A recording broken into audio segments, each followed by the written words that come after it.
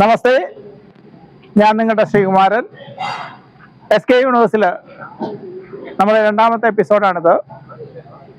കഴിഞ്ഞ എപ്പിസോഡിൽ നമ്മൾ മതസൗഹാർദ്ദത്തിന്റെ മഹാ ഇടം കണ്ടു. 3 മതങ്ങളുടെയും സംഗമസ്ഥാനം കണ്ടതാണ്.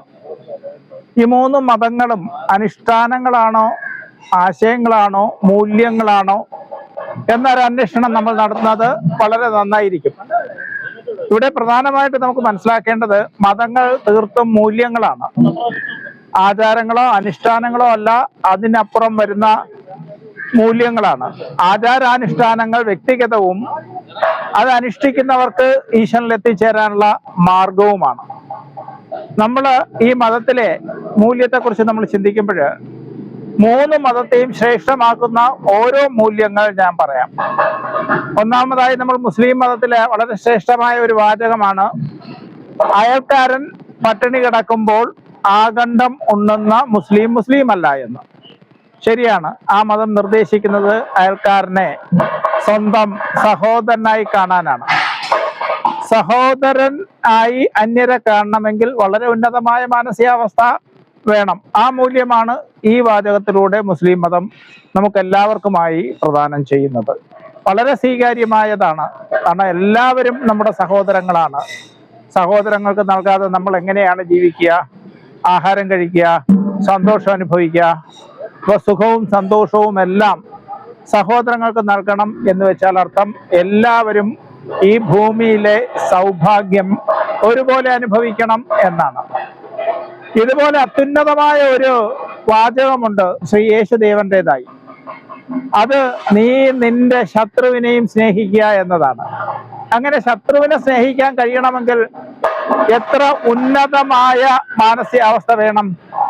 ആ ഉന്നതമായ മാനസികാവസ്ഥയിലേക്ക് എല്ലാവരും ഉയരുക. മനുഷ്യർ ശത്രുവിനെ സ്നേഹിക്കാൻ തുടങ്ങിയാൽ പിന്നെ ഈ ലോകത്ത് ശത്രുത ഉണ്ടാവില്ല, വൈരാഗ്യം ഉണ്ടാകില്ല.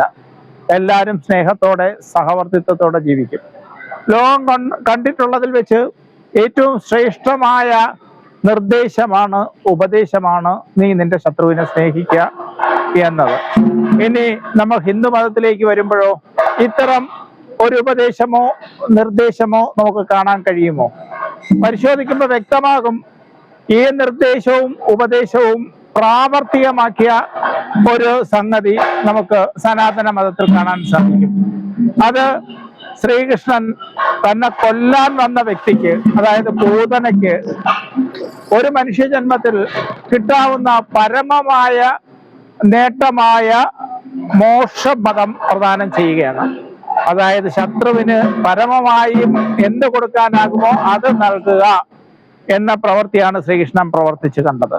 നമ്മൾ ഭാഗവതം ഉടനീളം പരിശോധിച്ചാലും പൂതന വധം എന്ന് പറയുന്ന ഒരു അധ്യായം കാണാൻ കഴിയില്ല. പൂതന മോക്ഷം എന്ന അധ്യായം മാത്രമേ കാണാൻ സാധിക്കൂ. ഇത് നൽകുന്ന സന്ദേശം നിങ്ങൾ നിങ്ങളുടെ ശത്രുവിന് നൽകാവുന്നതിൽ വെച്ച് ഏറ്റവും ശ്രേഷ്ഠമായി നൽകുക, അതിനുള്ള മാനസികാവസ്ഥ വെച്ച് പുലർത്തുക. ഇത് അത്തിയർമഠം ക്ഷേത്രത്തിന്റെ ഉത്സവപ്പറമ്പാണ്. പിന്നണിയിൽ കേൾക്കുന്നത് ഉത്സവ മേളങ്ങളാണ്. അതിന്റെ മംഗളധ്വനിയിൽ ഇന്നത്തെ വീഡിയോ സമാപിക്കുന്നു. നന്ദി, നമസ്തേ.